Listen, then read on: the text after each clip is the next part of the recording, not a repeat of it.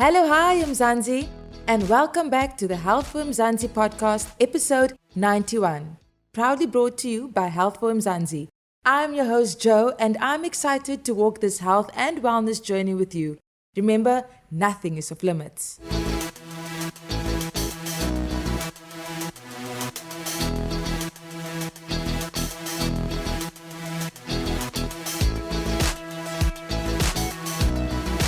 Continuing the discussion of all things motherhood, for episode 91, we are shedding the light on mothers that are in the medical field.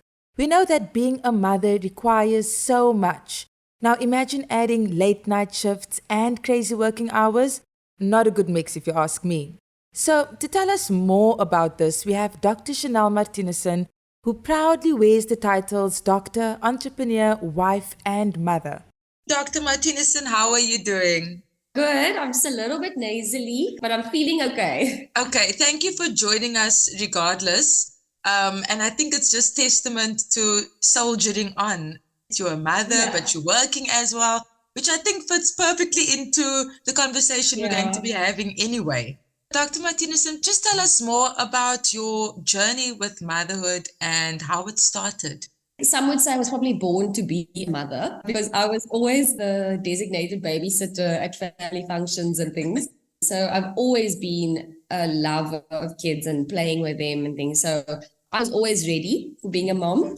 I was just waiting for my husband to come around when he finally did. And I was on contraceptive at the time, and 5 months into my contraception, which was a 5-year plan, because we wanted to wait until we were 30. He decided he's ready now, so we should have a baby. So now that was like last year, early in the year, I was waiting, I was ready. And then as soon as I got the IUCD taken out, I was now waiting, to be able to become a mom. And that waiting period, I just want to touch on it because I know that a lot of women go through that, where they are so excited to just fall pregnant and they're so stressed about it. And even me being in the medical field, because I knew what was happening in my body, because I was actually so stressed and I was like checking my body temperature and checking when I'm ovulating and checking my calendar and when I'm getting my period and when I'm ovulating. It was just a mess. So women going through that, I would say to just, I know that everybody tells you to relax, and I hate it when people tell me to relax about it. It might just need some time for you to actually just take it as it comes and enjoy the journey and enjoy the experience of becoming that, because I had to get to a point where I just stopped caring and I had to relax. And then I fell pregnant without planning, without checking my temperature, without doing any of those things. I actually fell pregnant then naturally because I was actually relaxed. So becoming a mother then, fast forwarding, my daughter's almost a year old now, and she'll be a year on the 17th of May. Then I became a mom, and now she is running around and keeping me so busy. You're planning a little celebration for next week then. Yes. We must, being the first grandchild on both sides, we had to have a big party. Of course. Now the reality you just mentioned, first there's so much anxiety about, okay, you feel you're ready, and then you take those steps, to fall pregnant, and then it happens. And then it's almost back to reality. But now there's a new addition to the family, and just being a medical professional, your hours are crazy. You can't really say 9 to 5. It's crazy. Yeah, we're working all the time. Of course. So what were some of the challenges there? I'm not working in a public space at the moment. So if I was in government, I think I would be working a lot crazier hours, because I would have been on call for like 12 to 24 hours at a time. Luckily, I've actually tried to arrange my life in a way where I actually would have more time for my daughter. So I'm in the private sector at the moment, but it still is taxing on your relationship with everybody, with your friends, with your husband, with your parents, with your daughter. Finding time for all of those things and trying to make sure that everybody is seen and heard, I would say one of the challenges.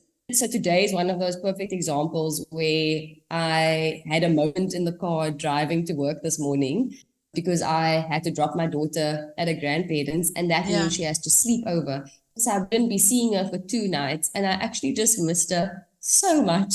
And I just had a mini breakdown in the car just before I got to work. Like, this is one of those days where I have to put work now. This was now before seeing her. And I hope she doesn't remember, and I hope she doesn't feel neglected. It's probably the most opportune time to have this interview because it was one of those days. Yeah, and I'm so glad that you're sharing that, because I think most moms are in that space of always questioning themselves, I mean, I'm not a mom yet, but I hear this so often around me by friends who have Yes, become mothers recently. Am I doing yes, enough? I feel guilty yes, for still working, but they're not in the position to not work. And I think that's the yes, reality for the majority of, and if you have to narrow it down to South Africans, not everyone has that yes, luxury to just not work and yes. spend time with their No, kids. no, no. Also, just to go back to the motherhood starting journey, I told my husband when I become a mom, I actually want to be home for like 6 months. I want to Mhm. be comfortable to be at home for 6 months, and not everybody has that privilege of doing that with their kids. Definitely. And I was home for about 6 months, but I was still working from home, so it was still not solely her time. Yeah. You mentioned not just, challenge of paying attention to everyone around you and the newborn and also yourself. What would you Yes. say was sort of the tips and tricks that you learned over time to Mm. address certain challenges or things that you were just feeling Yeah. as a new mother, but also Yeah. being a working mother?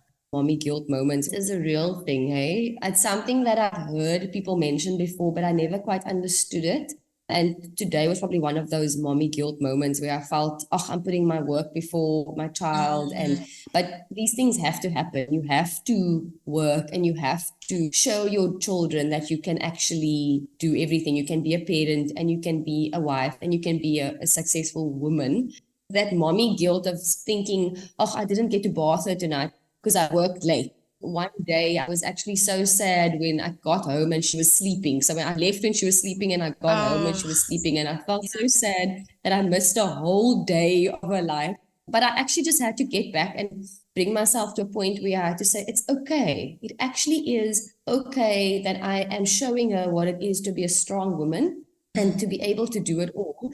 But obviously, still spending that quality time with her when I am. So without a phone, without the TV, without anything to distract that time between, I think what I've tried to do was take that time, even though she's not even a year old yet, take that time where I actually engage with her and speak to her and teach her things where she's actually looking into my eyes and actually mm, understanding what I'm saying, where we are yeah. not distracted. So I think us as parents should probably take that time because it's good for ourselves also, where we have taken that time out to just be with your child and to spend that quality time. I think quality over quantity. So I think that quality time where we can actually just spend with them and engage with them and ask them, how are you feeling? What's troubling you today? What makes you upset or what's bothering you? Or I think asking those pertinent questions where we are as parents are a bit scared to ask because we don't probably know all the answers. And I'm dreading the day my daughter starts talking fully, where she asks me all those questions and I'm not going to know what the answers are. But I'm also excited for it. So I think just embracing the moment at the time, I think that would be one of my tips that I can give. And then also as a mom or as a dad, even just taking time out for yourself and not feeling guilty.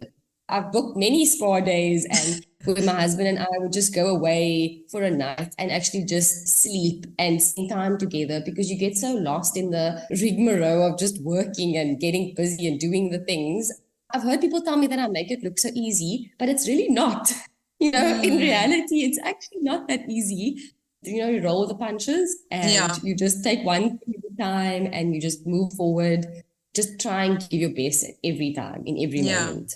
If you come across new moms that are also in your field or just a new mom in general, do you make it Mm. a point to kind of share that, like, you were so open now about having a moment in the car? So do you make it a Yeah. point to like say, listen, yeah, there are great days, there are good days, but there are also Yes. days where you cry in the car? No, definitely. I'm in so many mom groups on WhatsApp also, where we just share, tell me you're a mom without telling me you're a mom moments. Oh, Share wow. pictures where like there's like dry breast milk in your bra. I think it's important for us as women to show the good, the bad, and the ugly. And I Mm-hmm. think also social media makes things look so beautiful and like everything's perfect. But I think we should actually show all of those moments because that's life. Life Yeah. happens. Like even the other day when I was speaking at an event, my daughter didn't want to leave me alone and she didn't want to have a nap. I had to hold her on stage while speaking to women. Wow.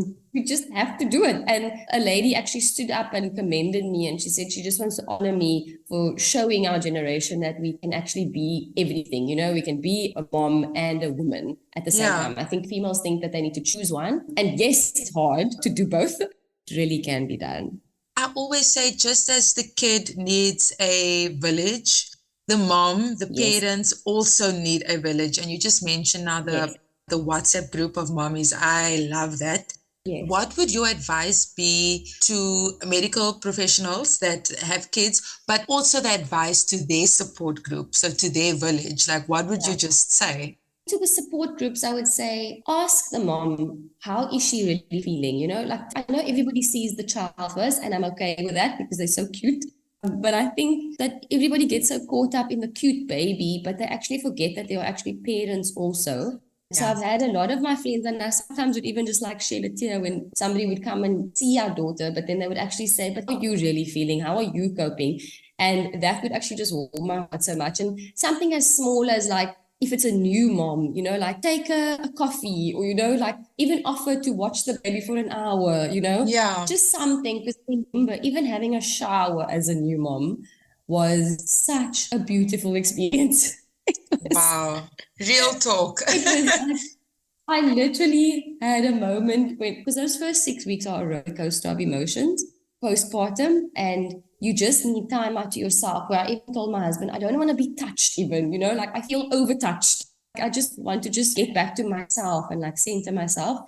And even just having a shower and having that few minutes of peace and quiet, I think is important. So I think anything that you think would be specific to that parent, I think if you know the person, you'll know what they would appreciate. Like I enjoyed when my friends brought me things when I was breastfeeding, when they brought me snacks and water, things like that. If my husband just made me a cup of tea, that was important to me. But I think also for the support system to find out what is important for that mom or that dad, I think would be a great help. Because I think sometimes people think they know what you need, but it's not actually. It's actually quite more simpler than that. Thank you for joining this week's episode of the Health for Mzansi podcast. For more on our Mothers in the Medical Field chat, check out healthformzansi.co.za. Now remember, if you are in a medical jam or just curious about some health and wellness trends, you can send an email to hello@healthformzansi.co.za or send a WhatsApp to 076 132 0454. Here, we're on Blue Tick.